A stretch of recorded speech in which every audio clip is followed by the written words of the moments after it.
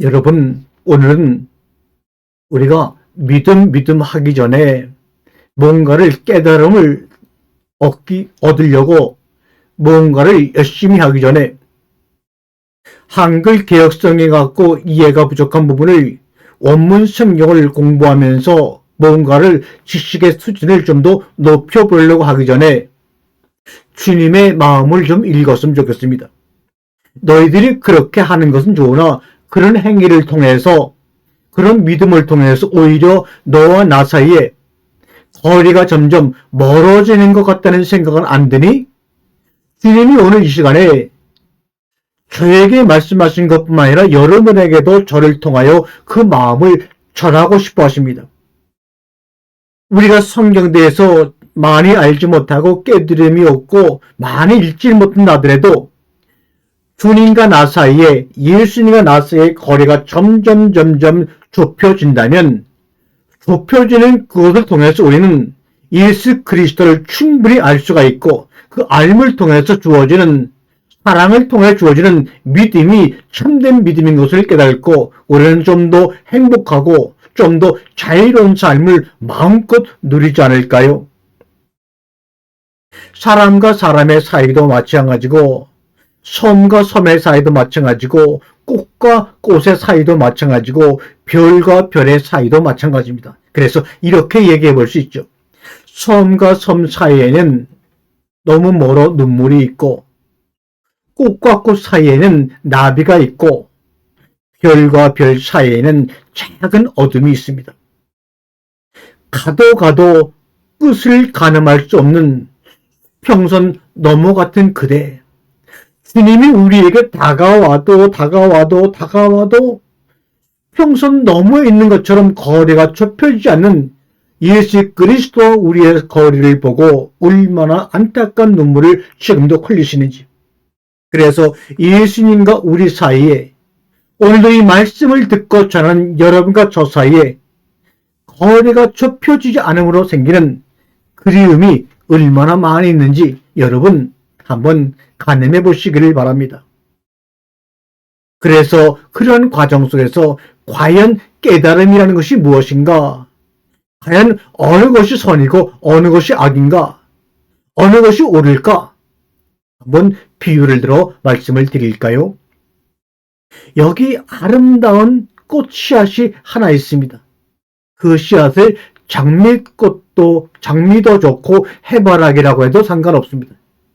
이 꽃씨앗을 하나 심었는데 무럭무럭 자라나 심었던 씨앗은 눈에 보이지 않고 뿌리가 내리며 싹이 나고 잎이 생겨나며 줄기가 솟아오릅니다.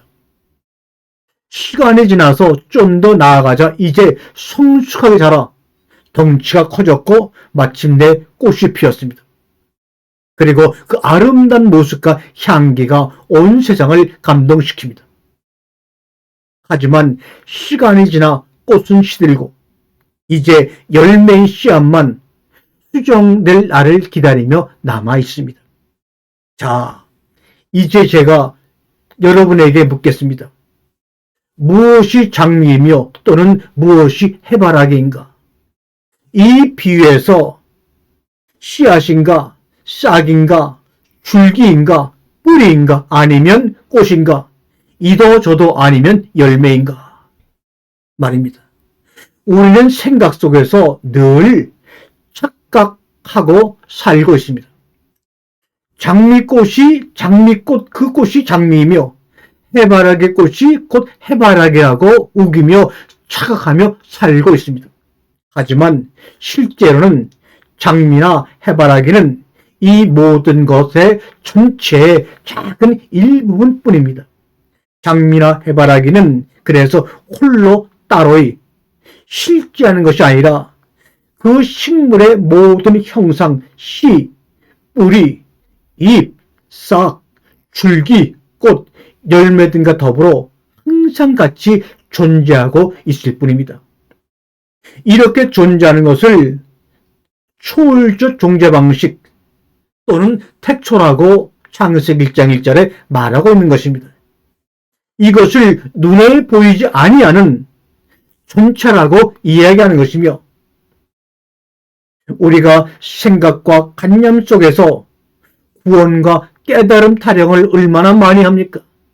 우리의 생각과 우리의 관념 속에서 구원과 깨달음의 타령을 하고 있습니다. 우리의 소유권 문명이 가진 자와 갖지 못한 자를 만들어내는 이 세상의 문명이 소유를 위해 너니 내니 경계를 짓고 선악조차도 만들었다는 사실을 우리는 인식해야 합니다. 세계가 평화가 와야 맨 마지막에 내게 평화가 올 거라고 본래도 없는 번호표를 만들어서 꼭 쥐고 맨 뒤에 서서 발끝을 꼿꼿이 세우고 너무 힘을 쏟아가며 천사가 되는 비법을 우리는 그동안 찾아왔습니다. 이젠 너무 쉬운 방법으로 그리고 행복한 가슴으로 아무에게 떼쓰지 않고 또 백도 쓰지 않고 스스로 갈 수 있습니다. 그럴 필요가 없는 것이었습니다.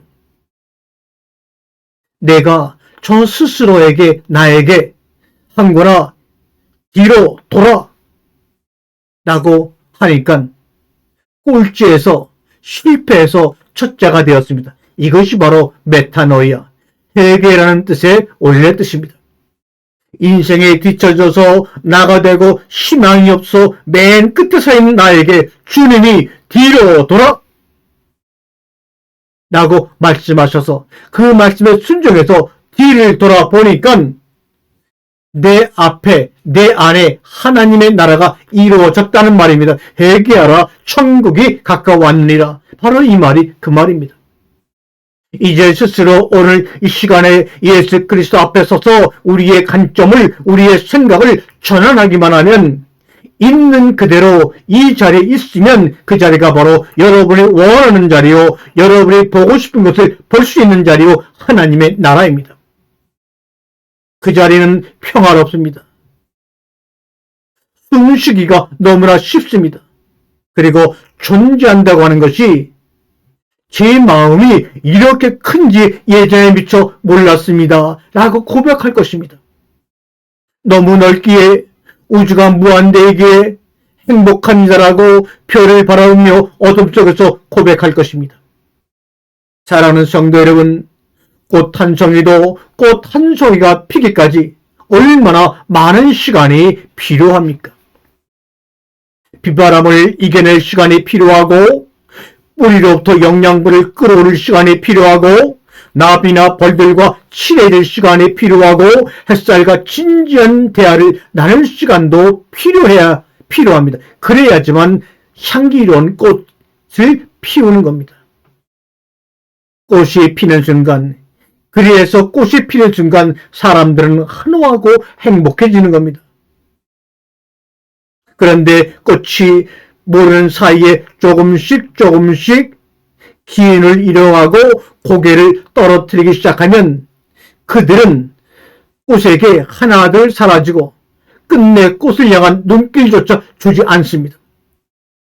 예수님의 기적과 표적을 보고 따랐던 그 수많은 사람들이 예수님의 신압으로의 기운, 자기들 눈에 보일 때 조금씩 기회를 잃어가고 능력을 잃어가고 실패한 것처럼 보이는 예수를 하나둘씩 떠나다 완전히 떠나버려 그래서 눈길조차 주지 않았던 그런 것처럼 어쩌면 꽃이라고 하는 것은 인생이라고 하는 것은 지는 그 시점에 더 많은 관심이 필요한 것입니다.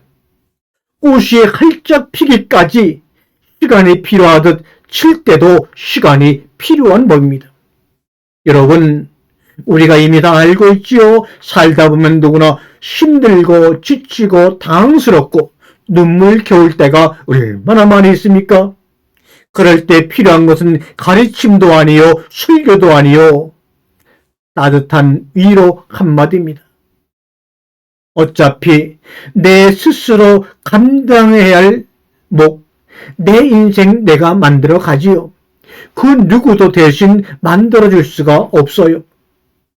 내 눈물의 의미를 나 외에 그 누구도 해석할 수 없고 내 고민의 깊이를 그 누구도 정확히 잴 수 없으니 다만 지금 우리에게, 나에게, 여러분에게 필요한 건 따뜻한 말 한마디, 그게 바로 소리요 복음입니다. 잠시 기댈 수 있는 어깨, 내 말을 들어줄 수 있는 열린 귀, 그거면 되지 않습니까? 그 이상도 그 이하도 아닌 딱 그만큼만, 그것으로만 충분하니까 말입니다. 아니, 어쩌면 그게 전부인지도 모릅니다. 이것을 여러분과 제가 이 땅의 말씀을 전한 동력자 목사님들이 알았으면 하는 마음으로 오늘 이 시간 말씀을 마무리하겠습니다. 아멘.